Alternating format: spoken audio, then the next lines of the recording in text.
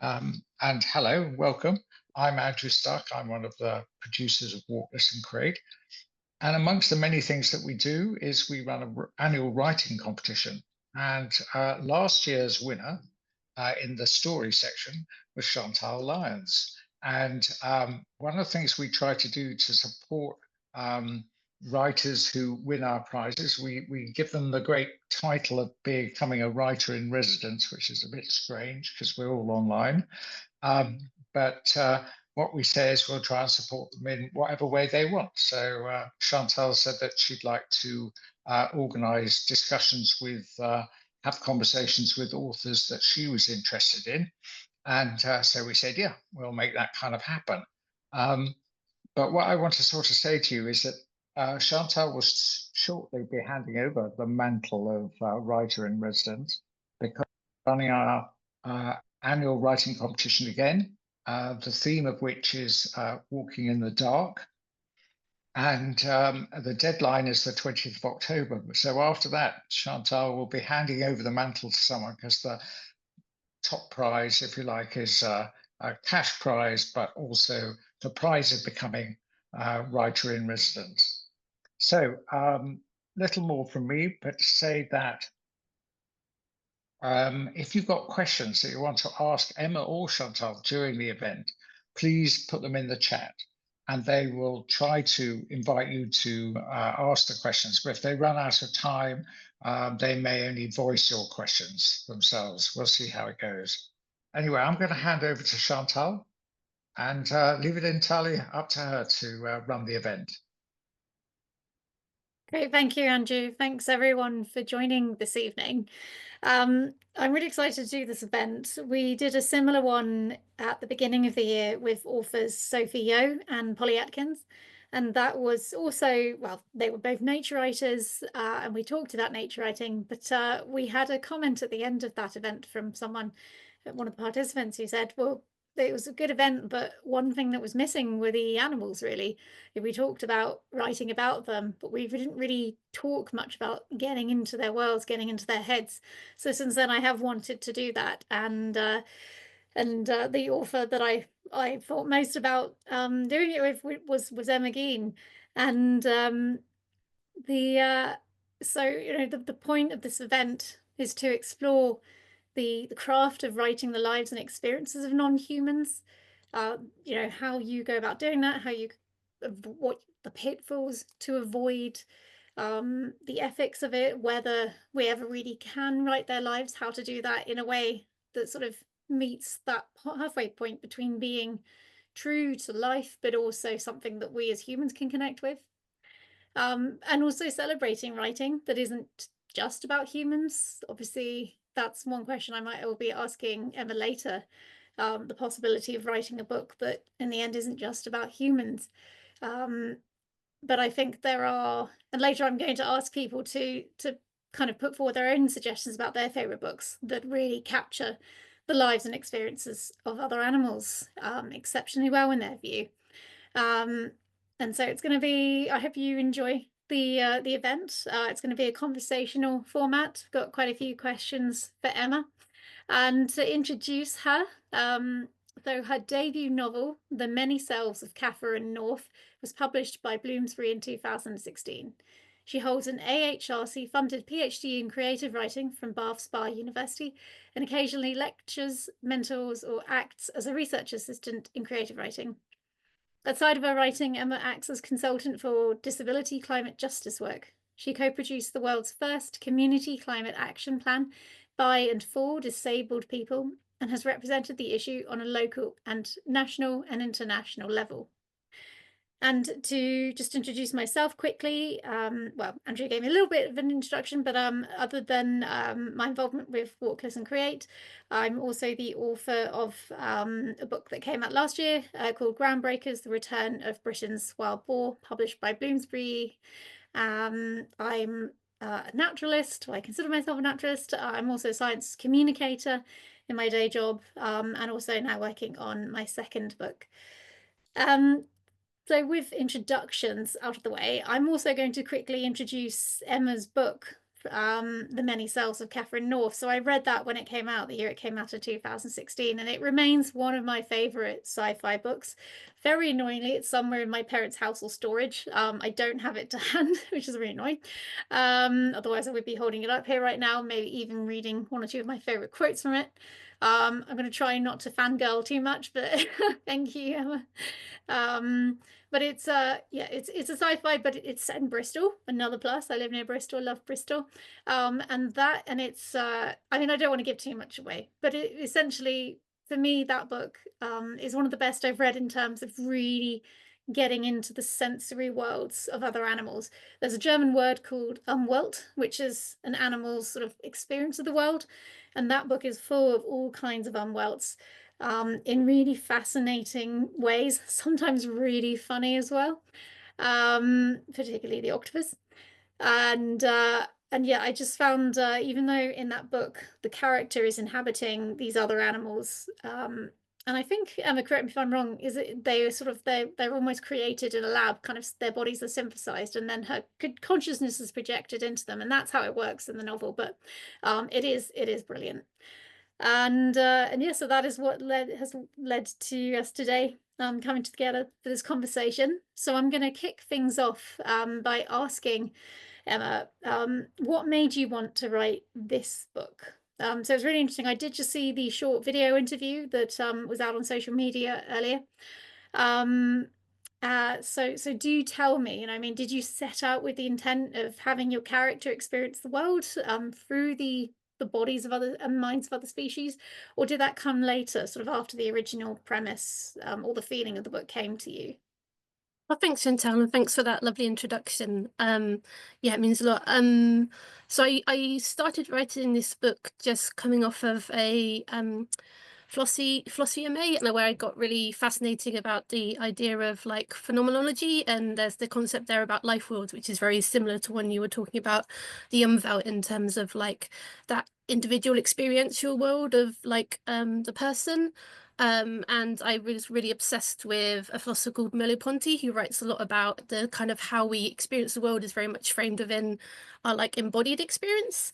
And so I guess I kind of started out basically with the idea I just wanted to explore what the like vastly different ways the world can appear based on what your body is. I kind of originally started, there were like some human bodies in there as well, but I think they kind of quickly realized that that was like way too big of a concept, and that it was just like kind of more interesting to stay with the animal ones, and go from there really. But I mean, I think there's all sorts of things that have kind of come into that in terms of, so I'm a disabled woman. I kind of like have a different body to many people, and kind of I've always been used to kind of moving through the world in different ways, but also I had my upbringing was around loads of animals really, so like had like chickens, ducks, rats, cats, you know, all the things. And then it was kind of like out in the countryside, so there was loads of wildlife around as well. So I think I've always been very interested in this idea of what it's like to be another being, and so that was kind of what I set out to, with the hope to try and explore really. I lost track of the mute button there. Thank you. That's really fascinating to hear. And so I guess yeah, the next I'm going to ask, how did you approach the research of the book, and also, I mean, how did you choose what animals to include in that? um so I guess like I'm not a scientist by any stretch of the, well, actually, I mean, I studied psychology, but that's a little bit different. I'm not a zoologist, what I should say, but I kind of wanted to base it in research as much as possible. So kind of read lots of papers around trying to work out what the sensory and embodied experience of all these different animals might be. Though I think you can kind of quickly get down a kind of quite a bad rabbit hole with that. Like I was reading papers around like, oh, a tiger to identify when food is going to be in like a red bucket or a green bucket, and what does that mean? So like I tried to do as much reading around that as I could as possible. But also really trying to do kind of my own research within kind of like, trying to, as much as possible within my limits of my own body, to kind of experience the things that animals might experience. So if I was writing a chapter about a polar bear, I'd go to the swimming pool and like splash around. And if I was writing about a fox, I was kind of just crawling around my garden trying to work out like what things smelled like, or like did a fair amount of like licking dubious things to try and figure out what it might taste like, and that kind of thing. But I guess to a certain extent, the thesis that I was always kind of like basing this book off in some ways was that I think it's sort of impossible to know what it's truly like to be another animal. To everybody, it's impossible to truly know what it's like to be another human being, really. So it's kind of like, in a sense, a kind of poetic exercise of like, how can I imaginatively sort of try and make people believe that they experience what it's like to be an animal, rather than really being based in this idea that I was really getting anywhere close to that. I mean, I'm kind of curious with your book as well, because in many ways, kind of writing about Boar, you seem to have, I know you're not writing from their perspective, but you were writing quite a lot of interesting things about like fear maps and that kind of thing, in terms of so you might want to explain what fear maps is. I'm sure you do better at it for me, but that seems to have quite a life worldy aspect to it as well, in terms of like how we experience things, which I think is a layer that we just really don't think about very often as humans. Yeah, well, it's funny enough that you mentioned that. I mean, for my current book, I've just finished a chapter on predators. And so the landscape of fear, the fear maps, that's something that every animal, including us, does hold about the world, and sort of where it's safe to go and when, or where it's dangerous to go. And yeah, so that's very much like in the Forestine with the wild boar. Their landscape of fear is during the day. There's much more danger than safety, obviously avoiding places where there are likely to be people, particularly people with their dogs. And yeah, it's in the landscape here, it's a very common thing in ecology these days, and it is really, it's a really useful concept, and there's a lot of evidence behind it. The fact that, you know, animals fully conscious, which are, you know, they are fully conscious. I think we've all hopefully moved beyond the idea that they're automatons. They all have beliefs about where they're going to be safe, or where there are likely to be predators, whether they're protecting themselves or their offspring. And those beliefs are constantly being updated by the data that they're getting back from the world, whether that's how healthy they feel in their own body, if they're hungry, the changing of the seasons, the changing of the land.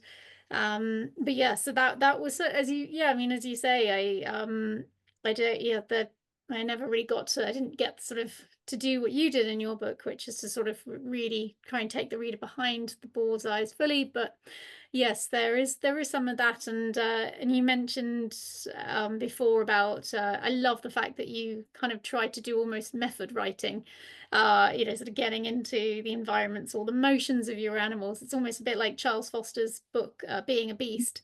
And I had a little bit of that in that, often when I was looking for the boar, I had to go where the boar were, which did mean like going into these thickets of conifers and things like that, and sometimes crawling on my hands and knees. So I did feel a bit like a boar in those cases. And I guess there are other times in the book where I did try and connect people with the animals. So, and especially like for the boar, their nose is the most important scent. It's an appendage that's you know, as important as our hands are, basically, for them. And so, for example, in the summer when there's a drought, I try to sort of hopefully make the reader feel, you know, what would it feel like to be a boar in the summer, where you want to dig up the ground but it's too hard for your nose. That's a little tidbit, but yeah, it's fascinating just to hear sort of the way you got into your animals' worlds like that. And it's the usual thing in these conversations where I've got lots of other questions sort of flying around now, and then I'm like, oh, which one do I talk about next? But also, yeah, the research side of it is really interesting as well, and you can get into a rabbit hole. And maybe if there's time later, I might, if I have the courage, like sort of do a little reading from my work in progress, because each chapter at the moment I'm starting with a short narrative from the point of view of one of the species, or one of the species that I talk about in the book.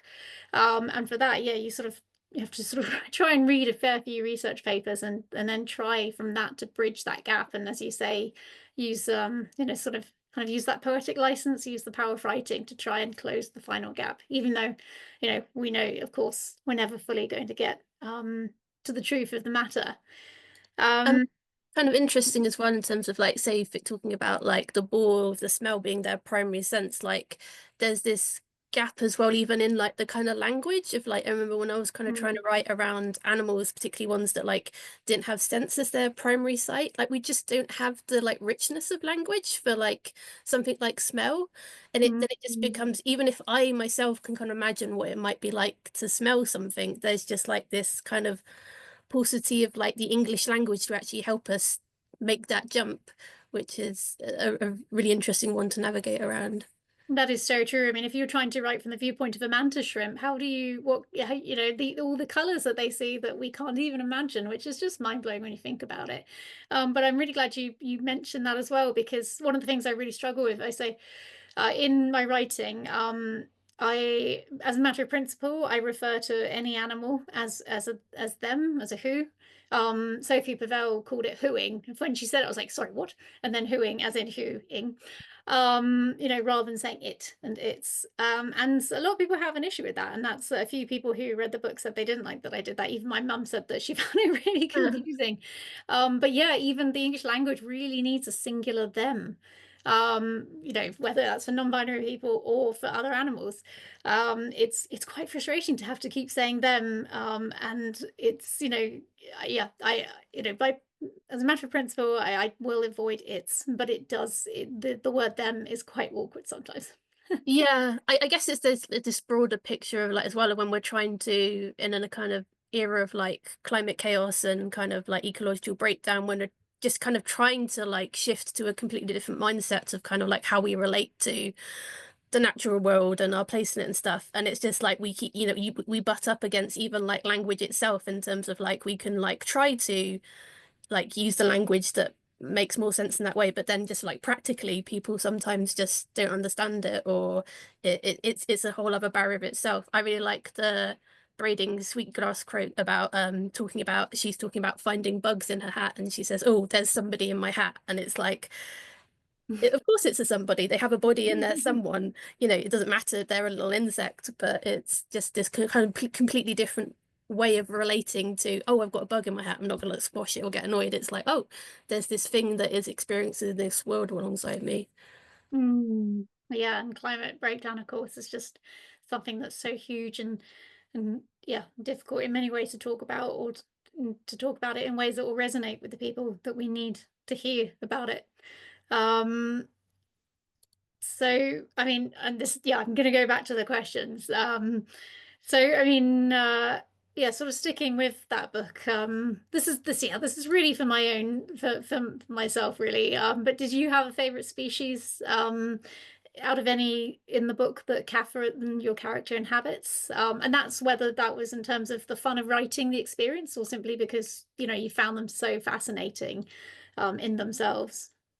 um I think they were like a fun, each one was a fun challenge of themselves, really. Like, just in terms of a lot of them were incredibly different, and it's very fun making that jump. I think the one I enjoyed doing most was the one of the spider, because it was just so it was just such a kind of like almost intellectual exercise for me to try and work out, one, how the heck would they experience this, but also like how do you then go about writing that in a way that's coherent enough that someone can follow along with it, or even like make a kind of pseudo plot of it, you know, like in terms of like a chapter needs a sort of mini arc within it, and like how can you do that with a spider? But um and they're all fun in lots of different ways.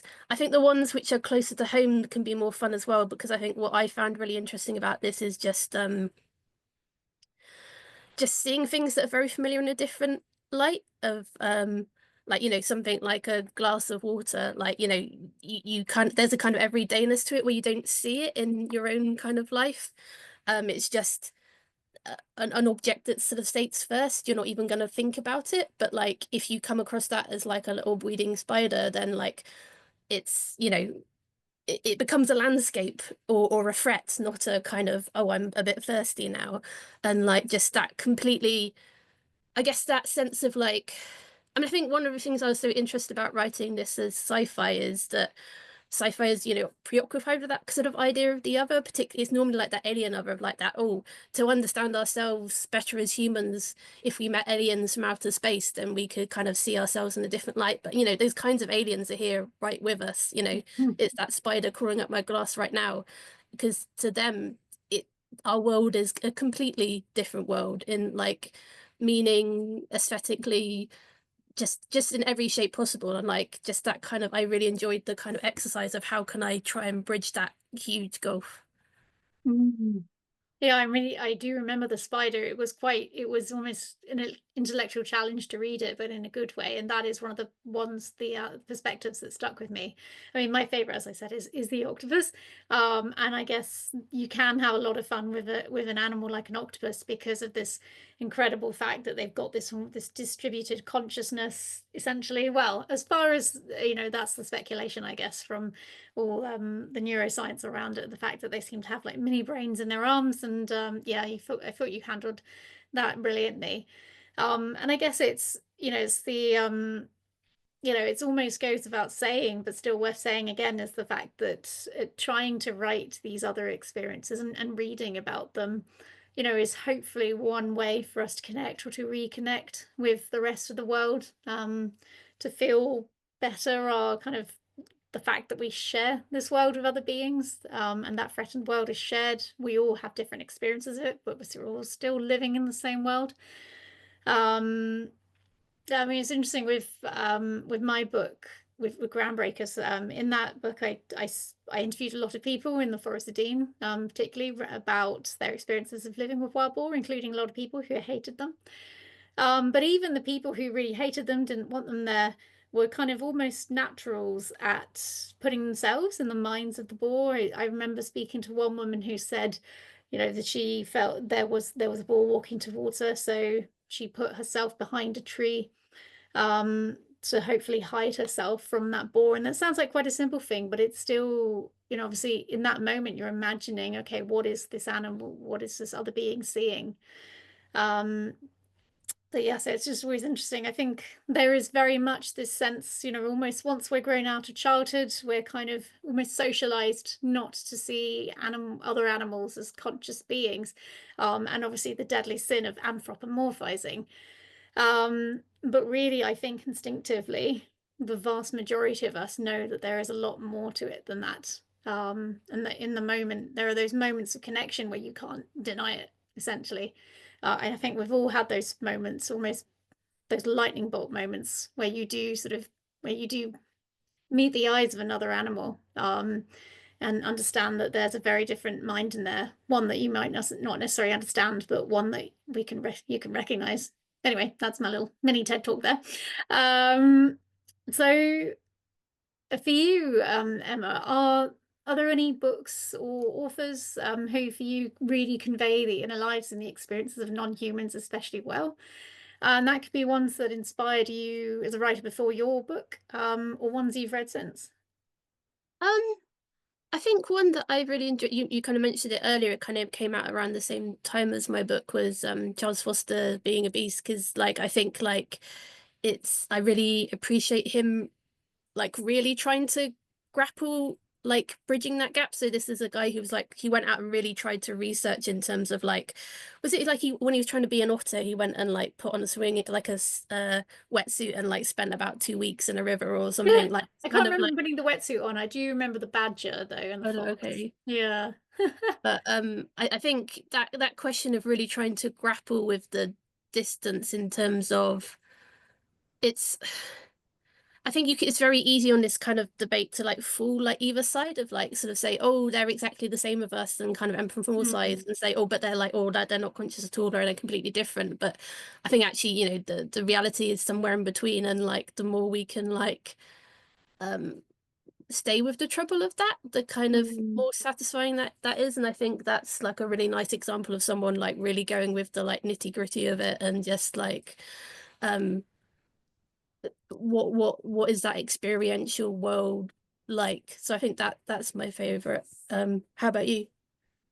Oh well, well, there's obviously yours. I mean, another sci-fi author I love is Adrian Tchaikovsky, and you know, that's not set on Earth, but I mean, I think he just does a fantastic job of really getting into the possibilities of what hyper intelligent spiders might build in terms of society, their how they might think, which is, yes, going way sort of, yeah, in a different direction. And but I mean, it's funny. I mean, I do feel like I'm still looking for the books set on Earth that other than yours that are exceptionally good at putting us into the feeling of another animal. I did just read. I really enjoyed a book that just came out recently called Lone Wolf by Adam Weymouth, where he tracked. It was a true story of a wolf who was born in Slovenia and then went all the way into Italy and started to pack there.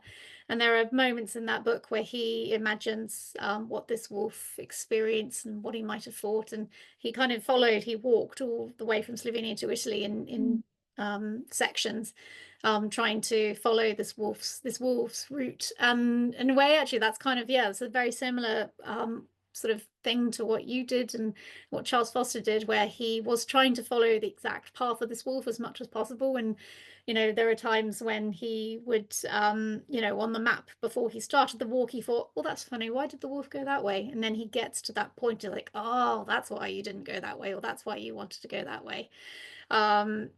Which, and well, actually, I mean, I think Adam has done an event recently for Walkers and Create, which is, of course, very topical because that is about following in the footsteps of a walking wolf. But that's a recent one. I could talk about others. I mean, there's one other one I will mention, which is interesting, called Semiosis, which actually partly features the point of view of a plant, an alien plant, again, more sci-fi. But then again, in a way, that one is that is a very good book, but also a very anthropomorphized plant, I would say. So kind of not quite kind of scratching my itch in that sense, but I could talk a lot about these, and again, I do want to hear other people's suggestions because I am always looking for books like these. But I guess maybe that leads a little bit naturally onto the question of so nearly, yeah, as I've said, nearly all the books I mentioned just now that include the points of views of non-humans with care and gravity are science fiction. Do you, Emma, feel that there is still a snobbery or maybe even a taboo around featuring the perspectives of other animals outside of the genre of science fiction?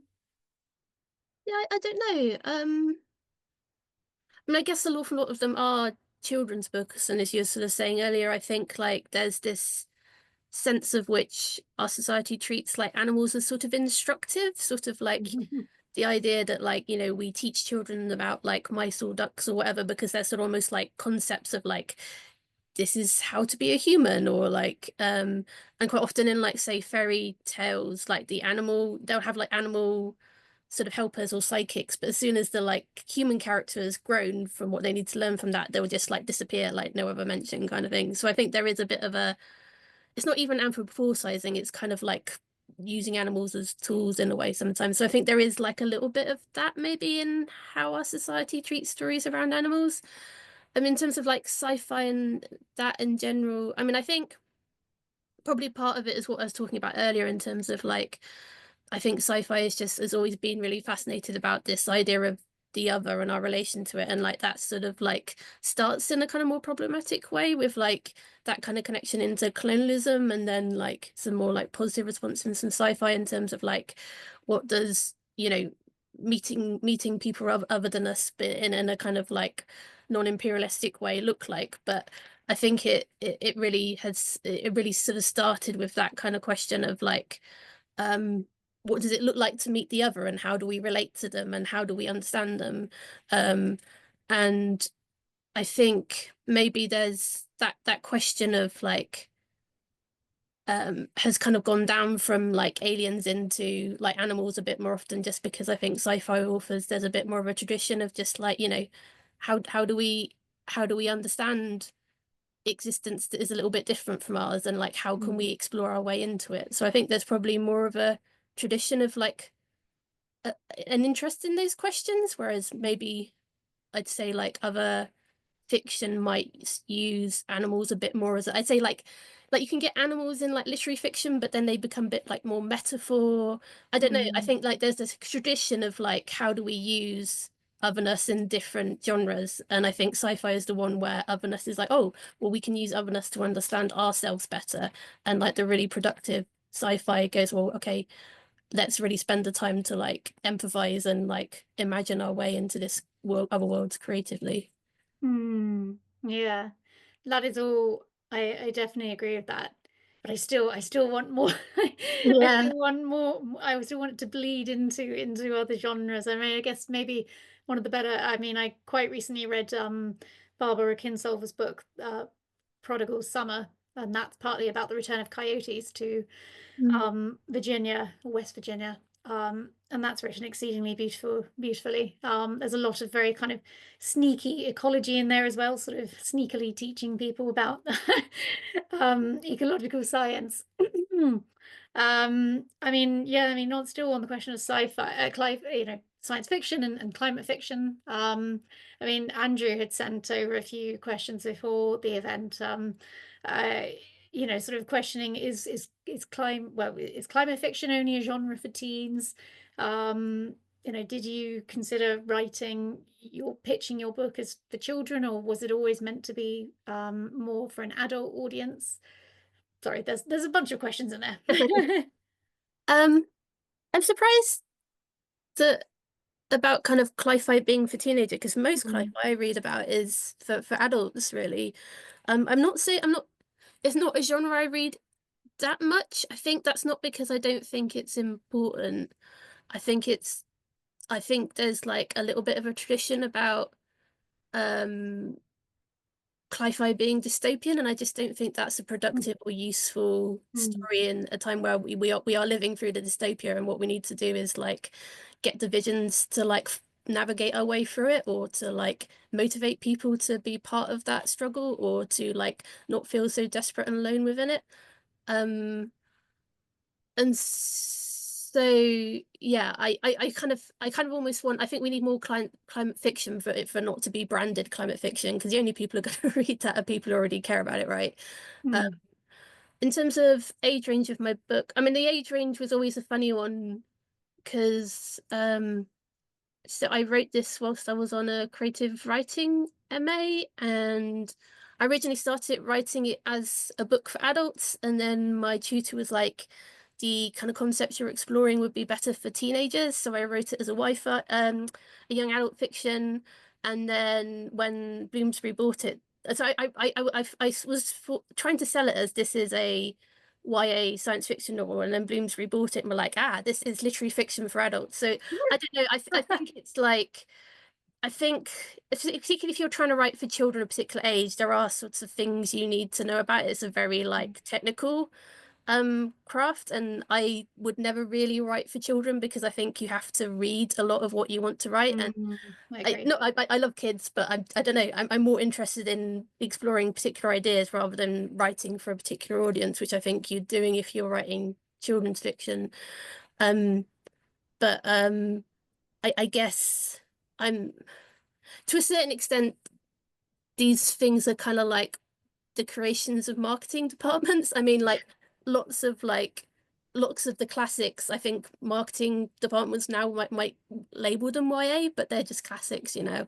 I think, yeah, it always helps to have an idea of your audience in mind when you're writing, but otherwise I'm just interested in ideas, really. I don't know if that's an answer to those No, questions. it's interesting. I think that's also really quite an interesting bit of insight into the publishing industry as well. I mean, I feel like I'm a little bit out of it now, so I mean, it's not like I'm a pro at all that stuff, but it's just there's an awful lot more of this is a kind of marketing question that comes from a boardroom than necessarily is in the kind of author's mind at the time. Yeah, definitely. Well, so to go back to the questions that I had, I think so one thing I haven't asked yet, what are the pitfalls to avoid when writing these kinds of stories? How can we avoid cliche or doing a disservice to the story, or indeed to the animals themselves? Gosh, It is a big question. yeah. I mean, I think it became pretty clear early on for me, like that it's I think it's in one important kind of writing about other animals, like having a kind of humility around, like, we're not, it's impossible to get close really, so kind of almost like an honesty around that in terms of, like, I think is really important, because I think one of why I think I was kind of giving Being Beast as one of my favorite ones on this front, rather than, like, I have read lots of fiction from the perspective of animals before. It's just I don't really feel any of those fictions were actually really about the animal. So I think for me, the only way I could get close to that was to say, actually, I know I'm not really, what I'm writing about is a girl who's messed up in the body of different animals, and that can give us some perspectives on what it's like to be other animals. But I know that I'm not professing in any way to know what it's really like. So I think there's something around that. I think I think there was, like, one of the kind of pitfalls I did fall down a little bit was what I was talking about earlier. I just get a little bit obsessed about the research in terms of, like, that kind of wanting to be authentic as much as I know that, like, it was impossible. Like, I think there's something around that. I'm not sure what other pitfalls I talk about. Do you like have any experiences of pitfalls from your book? I think just probably tonight I'll think, oh yes, I do remember that bit I messed up in my book. Actually, I suppose not so much a pitfall, but something I felt like that I was struggling a bit with writing Groundbreakers was that I do, for me personally, smell is one of my lesser sense. I think I don't have a very strong sense of smell. I'm a much more visual person. And so it was always in my mind that these are smell-based animals, basically. Their eyesight's not very good. Their hearing's great, but and I was always thinking, like, oh, I've got to put smell in this as much as possible. I've got to remember what the places smelled like that I visited. Got to think about what the boar might be smelling, then how to describe that. Yeah, so for me, that I felt like that was sort of a limitation of my own body. And yeah, so that is a specific example. And I guess the other is just it's the same thing that applies to writing about any other people, I guess, as simply. I mean, other cultures, other countries, other genders, other sexes. I mean, it's interesting. Just yeah, this chapter I've just finished for the current book about predators. The start of that chapter features the imagined viewpoint of a cave hyena cub, and I realized halfway through writing that I'd I mean, essentially, hyenas have a very matriarchal, and halfway through that, I thought, I haven't made that clear enough. So that's something sort of I revised, and the way I tried to communicate that in this passage is that this young female hyena cub, she has names for all of the females in her clan. So there's big aunt, there's bigger aunt. But the males don't have names, so that's the way I've tried to do it in there. We'll see. I haven't had I've been sending the chapter by chapter to my editor. I haven't heard her feedback yet on that chapter, so we'll see if she has any comments about that little narrative. And to be honest, we still might, I don't know, we may end up ditching those narratives, I don't know, but anyway, another the brutality of the editing process. But yeah, so that's another thing. It's always, you've got to it's a constant act of questioning sort of your own experiences, and okay, well, this is the way I do it, this is the way I think, this is how I experience things, but how do other people, other animals experience this? That's what I would say to that. But I think I definitely want to give plenty of time for questions. So I think we might go to the questions now. So I'm going to go into the chat. And I see that the first question is from Rob, which is, do studies of sentience increasingly make it difficult to define anthropomorphism? Is today's anthropomorphism tomorrow's established fact? Is anthropomorphism ever justified in nature writing? Yeah, that's interesting, especially I think there's a lot of science now around attempting to use AI and other technologies to learn how to speak the languages of other animals, such as whales. And that's a whole brave new world, and it's amazing to think what might come from that. But yeah, so yeah, is today's anthropomorphism tomorrow's established fact? Yeah, interesting. I'm going to put that to Emma first. Chuck me a hard one. Yeah. Gosh, I don't know. Um, uh, I mean, I guess that sort of depends on what tomorrow's facts are that we don't know really. I Yeah. mean, I guess if I mean, I think for me, I mean, I don't have a dictionary definition in front of me here, but kind of anthropomorphism sort of is basically that kind of like the problem with over projecting our own experiences onto other beings, I guess. And I feel like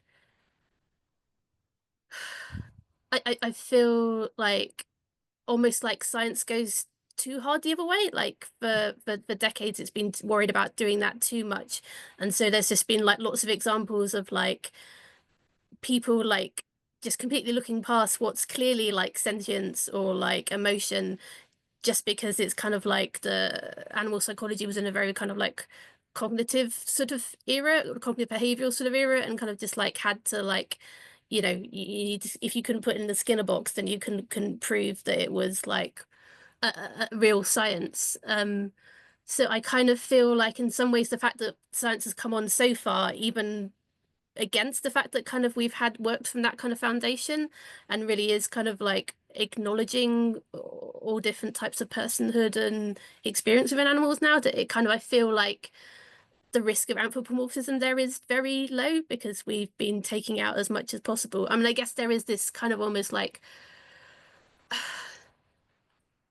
I guess in the sense all understanding and science is sort of anthropomorphized in the sense that it's always from the human subjective experience as much as we try to objectify and like distance ourselves from it. There's like it's impossible to move away entirely from our own experiential lens, but I think within that we can come very we can make interesting insights into what it's like to have other experiences, I guess. I'm not sure Yeah, if no, that was an the excellent question, answer. but I'm gonna have a shot at it now, Chantal. Yeah, well, I mean, I would add that it's funny when you read a lot of papers about animals doing weird things and about cognition, you do almost sense the frustration simmering beneath the words of the authors, the scientists. You almost sense them thinking like, we know obviously it's this, that they're grieving or something like that, but we just can't say that. We have to say it could be this or it could be that or it could be some completely simple reason that has nothing to do with the desires and the feelings of these animals. I actually another book recommendation we're going to throw out, which is non-fiction, is Beyond Words by Carl Safina, which is a brilliant exploration of several different species such as orcas and elephants and wolves, and that is actually brilliant for kind of breaking down the really poking holes in a lot of the cognitive studies of other animals. For example, I mean, just one of the simplest issues with a lot of cognition studies is that these take place in lab settings, which is just not an environment that any animal, including ourselves, is used to being in.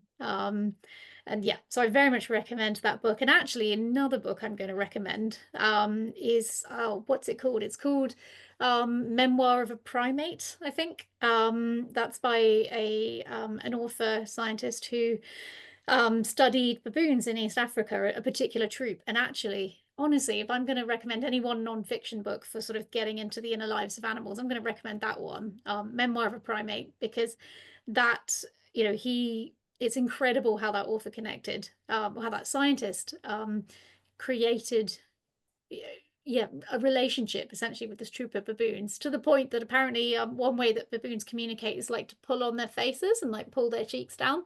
And he said that there was one moment in the book where like a baby baboon did this to him and he did it back to the baby baboon. The baboon was so shocked by this, they fell off their perch or something. And he even goes to the point of kind of talking about this one particular baboon who was basically a bastard. And he was almost, because we do often have this thing that all animals, they sort of, you can't apply morality to them. The but sometimes it's almost like, well, if we are going to apply sentience to them, is there a little bit of room for us making judgments about their behavior?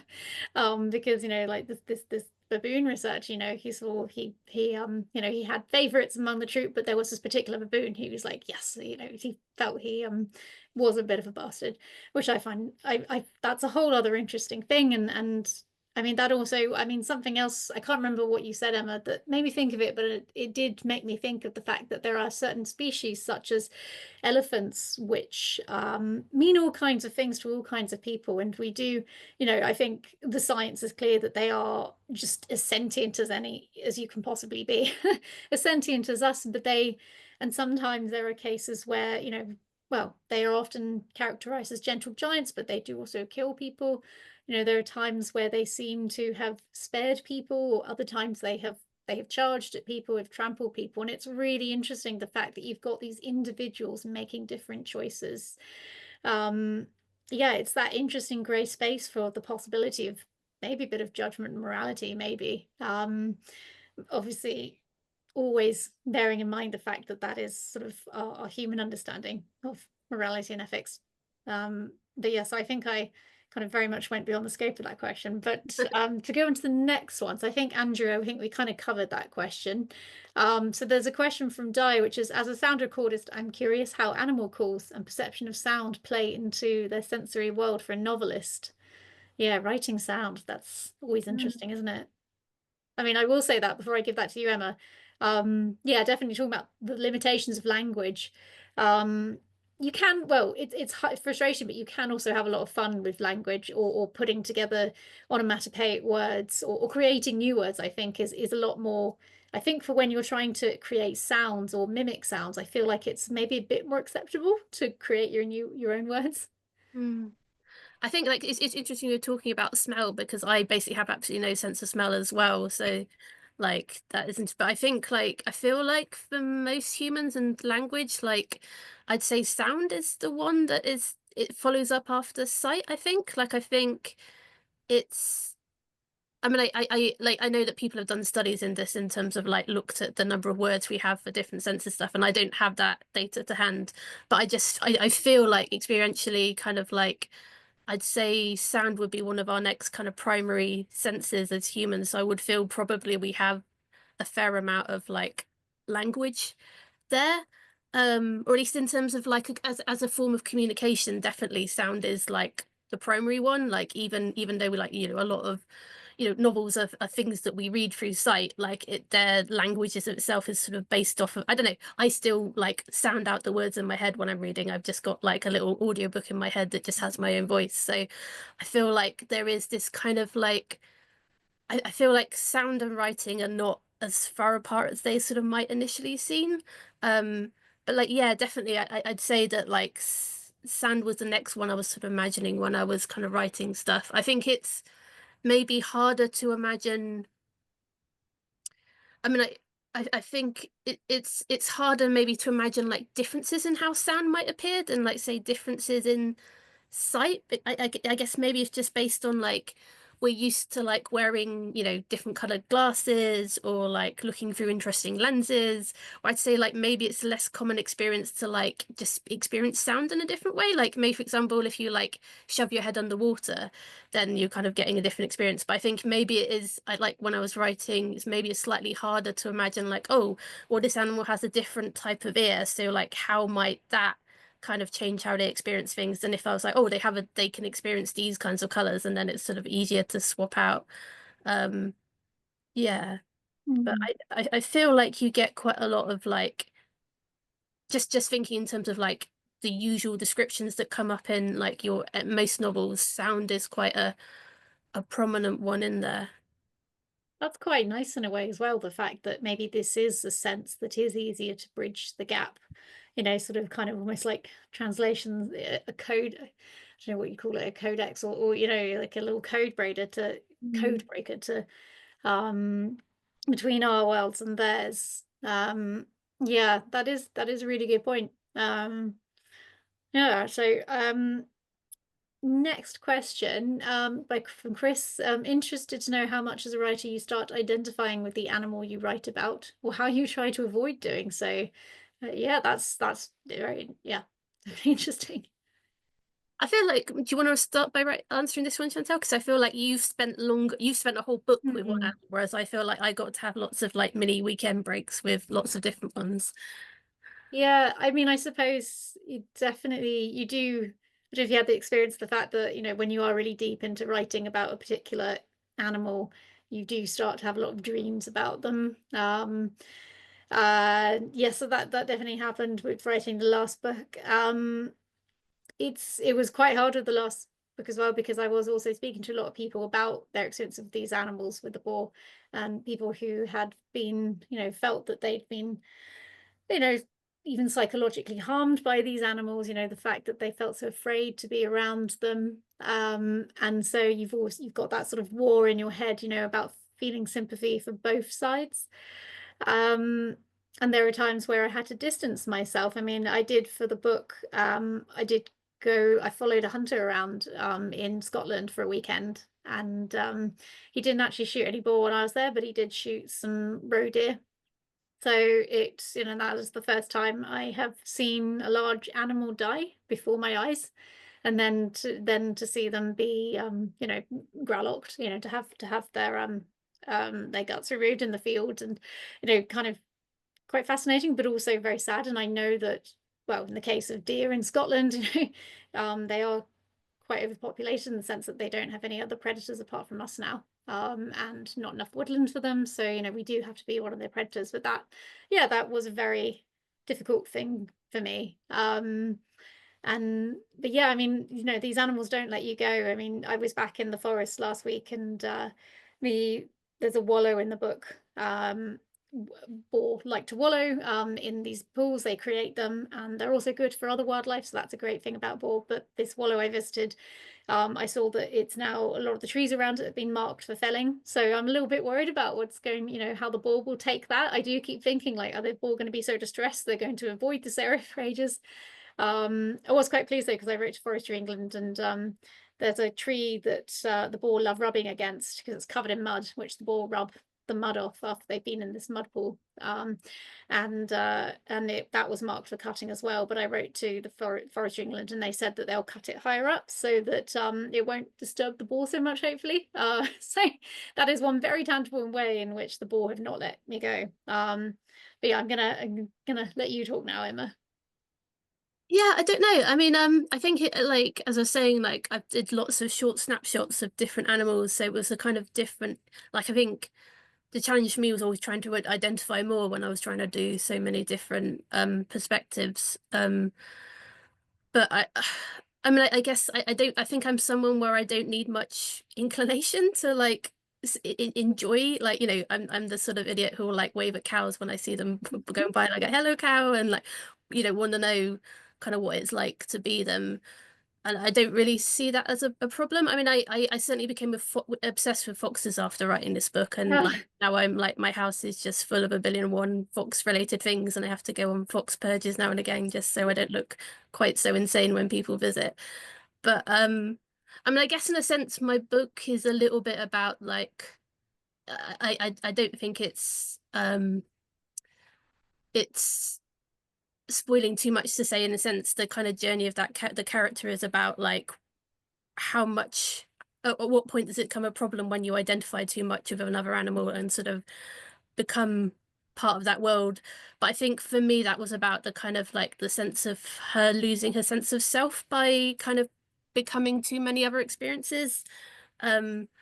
And I think that's for me like not so much about animals, but a kind of metaphor, I think, for like empathy, which is kind of what I went on to look at for my PhD, and kind of like how a real act of empathy isn't about just feeling with the other. It's about keeping hold of your sense of self and who you are, but then allowing yourself to like experientially kind of project into that other experience as well, to like enrich in both parties.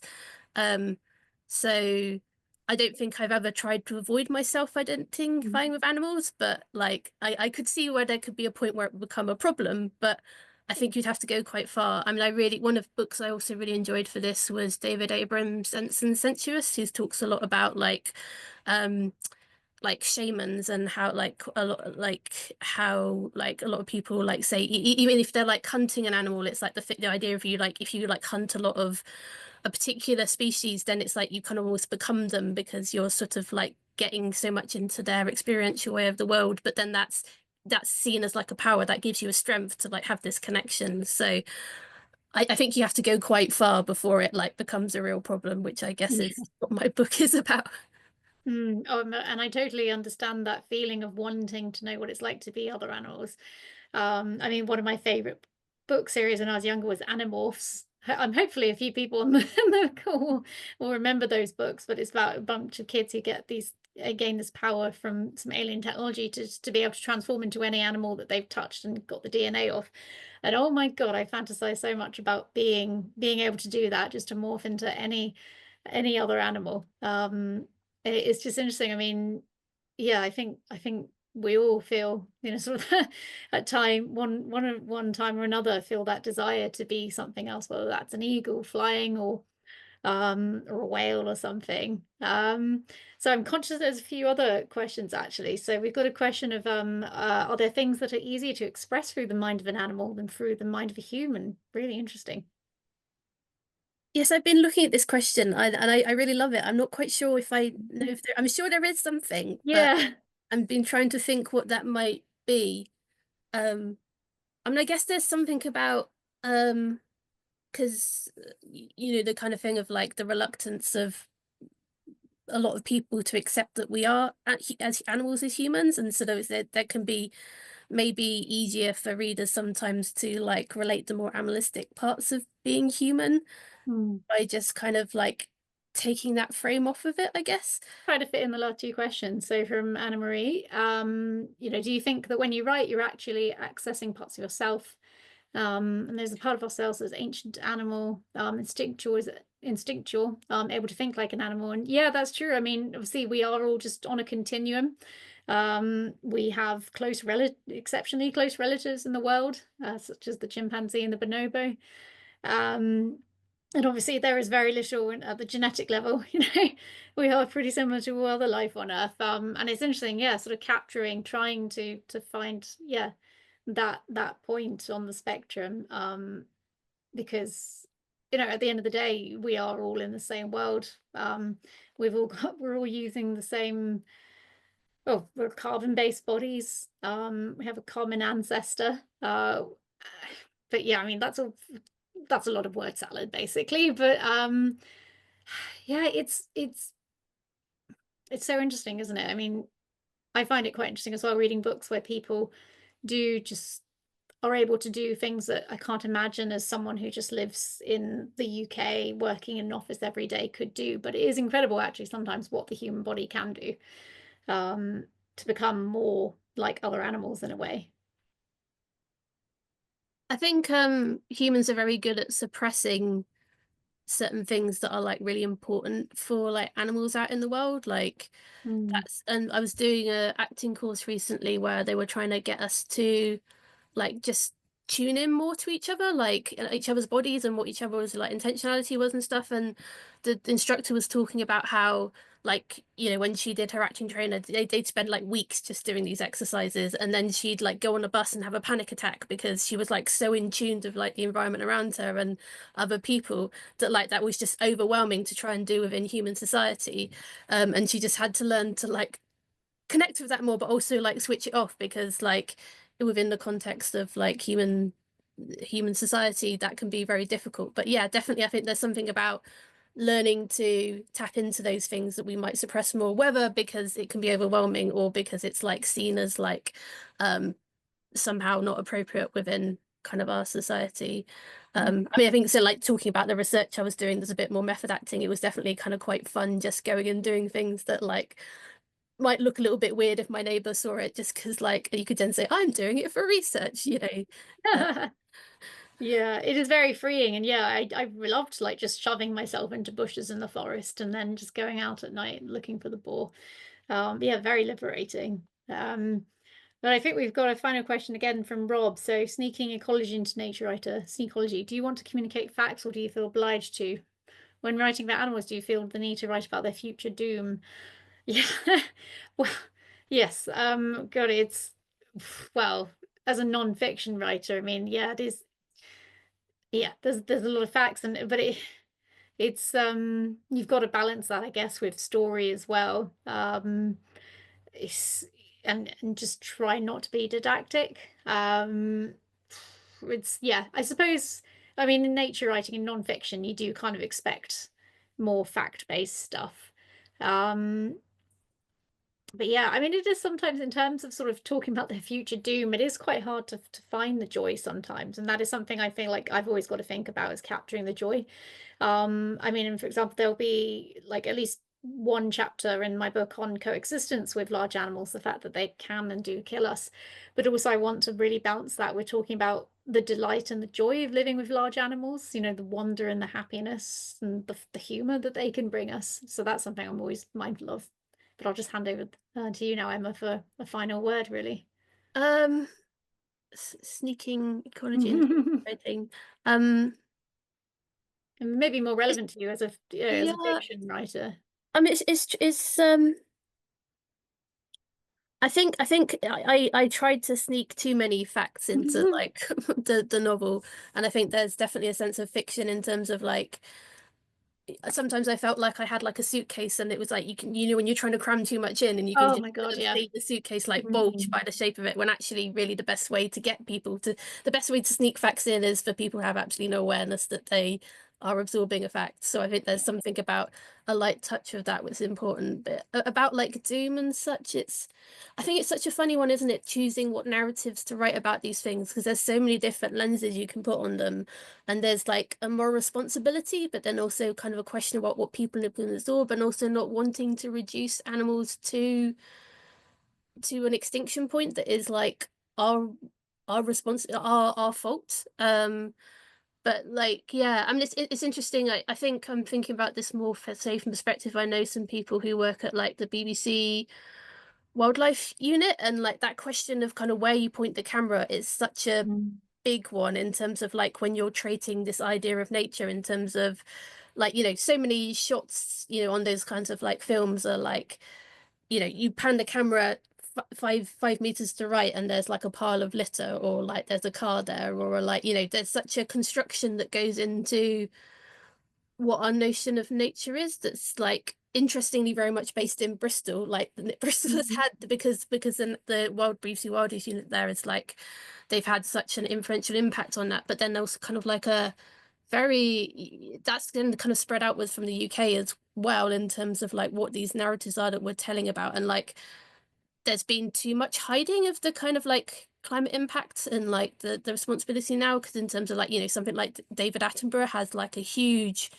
impact on how about we think about these things and how like the general public might respond to it. So I think like sometimes we need more talking about their doom, but I think as you were saying, Chantal, like also within that doom, not forgetting the joy, not forgetting like not losing track of why we're trying to protect these things, or why how these kind of other forms of life are experiencing the world just because we're in the process of like destroying them. So it's a very hard narrative kind of frame to like walk along, I think, because there's so much responsibility put upon it, and yet whatever frame you use, you're going to be reducing it into something that isn't fully respective of the whole like picture.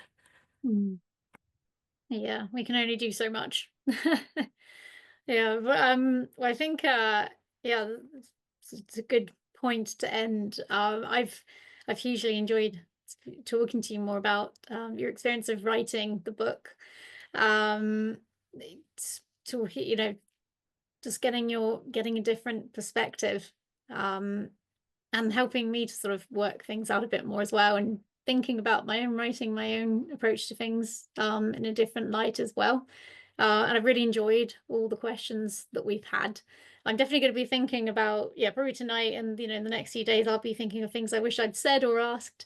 But I hope that this has been a really stimulating discussion. I hope people have picked up book recommendations. I mean, actually, and you know, just throw any recommendations in the chat right now that you want to make. But yeah, I think we probably ought to wrap up and give everyone the rest of their evenings back. But thank you very much, everyone, for joining. And thank you so much, Emma. And thank you, Andrew, and the rest of the team for setting this event up. Thanks, everyone. Thanks for all your Cool. great questions. Brilliant. Thank you, everyone. Thank you, everyone. Yeah, thank you, Emma and Chantal.